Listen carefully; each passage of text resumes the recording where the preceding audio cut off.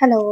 അപ്പോൾ ഇന്ന് ഞങ്ങൾ മേടമാസത്തെ ദർശനത്തിന് കൊടുങ്ങല്ലൂർക്ക് പോവുകയാണ് കേട്ടോ. ഇങ്ങനെ എല്ലാ മാസവും അമ്മയെ കാണാൻ കഴിയുന്നതും അവിടെ പോവാൻ പറ്റുന്നതുമെല്ലാം വലിയൊരു ഭാഗ്യമായിട്ടാണ് കേട്ടോ ഞാൻ കരുതുന്നത്. വിളിച്ചാൽ വിളിപ്പുറത്ത് വിളി കേൾക്കുന്ന അമ്മയാണ് കൊടുങ്ങല്ലൂർ അമ്മ. എല്ലാവർക്കും അറിയായിരിക്കുമല്ലേ. അങ്ങനെ ഞങ്ങൾക്ക് സ്ഥിരം പോകുന്ന ബസ് കിട്ടിയില്ല കേട്ടോ. ഇന്ന് വീട്ടിൽ നിന്ന് ഇറങ്ങാൻ 10 മിനിറ്റ് ലേറ്റായേ. അപ്പോൾ പിന്നെ മായന്നൂർ വഴി തൃശ്ശൂർ ശക്തൻ സ്റ്റാൻഡിലേക്കുള്ള ബസ് കിട്ടി. അങ്ങനെ അതിൽ കയറി.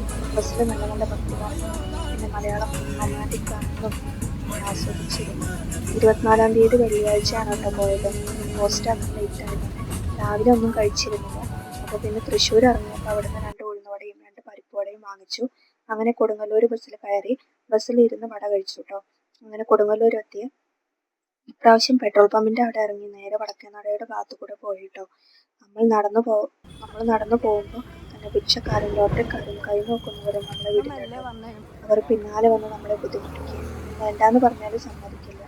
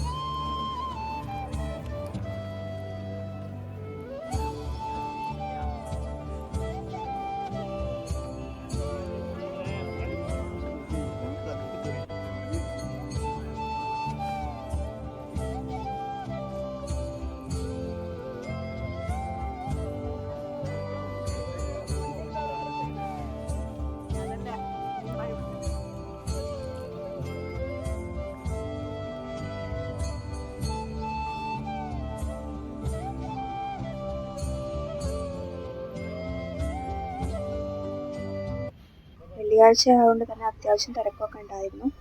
ഞങ്ങൾ ആദ്യം കുളത്തിൽ പോയി കാല് കഴുകി നേരെ ക്യൂവിൽ നിന്നു.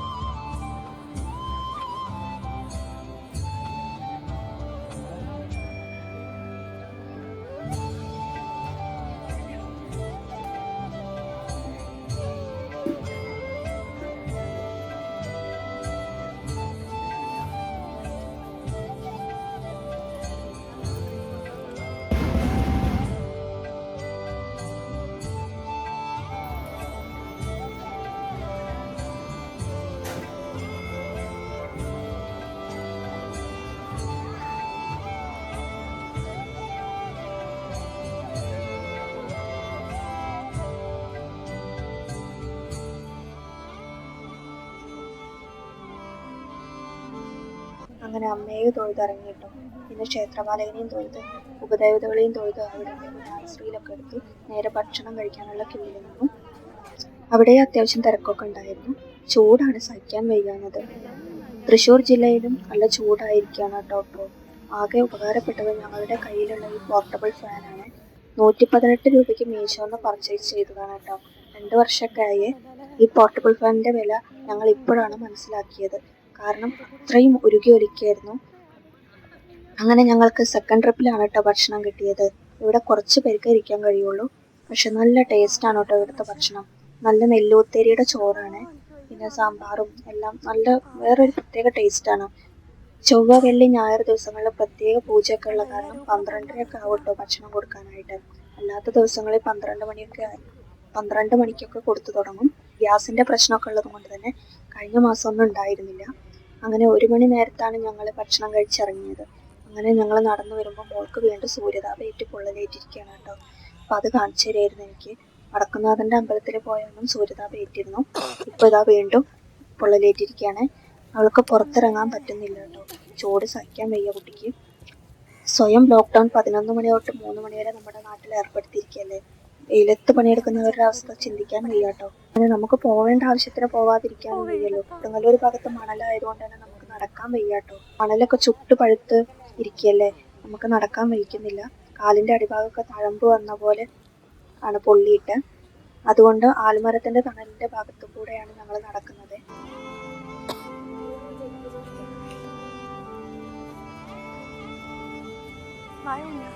അങ്ങനെ ഇങ്ങോട്ട്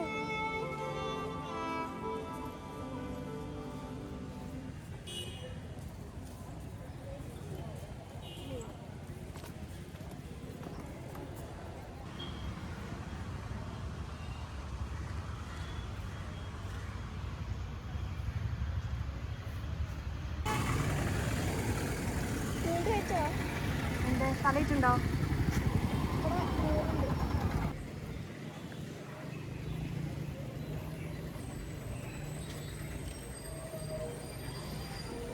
ചായ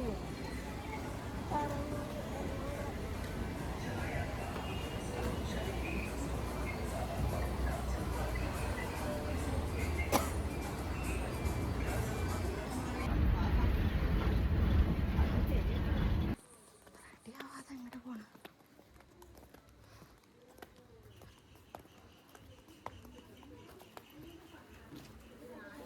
ഈ മാസത്തെ ദർശനവും കണ്ട് ഞങ്ങൾ വീട്ടിലേക്ക് തിരിച്ചു. ഡ്രസ്സ് സ്റ്റിച്ച് ചെയ്യാൻ കൊടുത്തിട്ടുണ്ടായിരുന്നു കഴിഞ്ഞ ആഴ്ച. അതും വാങ്ങിച്ച് ഓരോ സർബത്തും കുടിച്ച് വീട്ടിലേക്ക് നടന്നു. വീട്ടിലെത്താനായപ്പോഴേക്ക് ഇരുണ്ട് കൂട്ടി നല്ല മഴക്കാറ് കേട്ടോ. എത്താനായതും പെയ്യും ചെയ്തു. വലിയ വലിയ തുള്ളിയായിരുന്നു. അങ്ങനെ വേഗം ഞങ്ങൾ വീട്ടിലേക്ക് ഓടിയിട്ട് രണ്ടാളും. അപ്പോൾ ഇന്നത്തെ വീഡിയോ ഇത്രയുള്ളൂ. വീഡിയോ ഇഷ്ടപ്പെട്ടാൽ ലൈക്ക് ചെയ്യുക, ഷെയർ ചെയ്യുക, സബ്സ്ക്രൈബ് ചെയ്യുക. അടുത്ത വീഡിയോ ആയി വരുന്നത് വരയ്ക്കും tata bye bye, see U.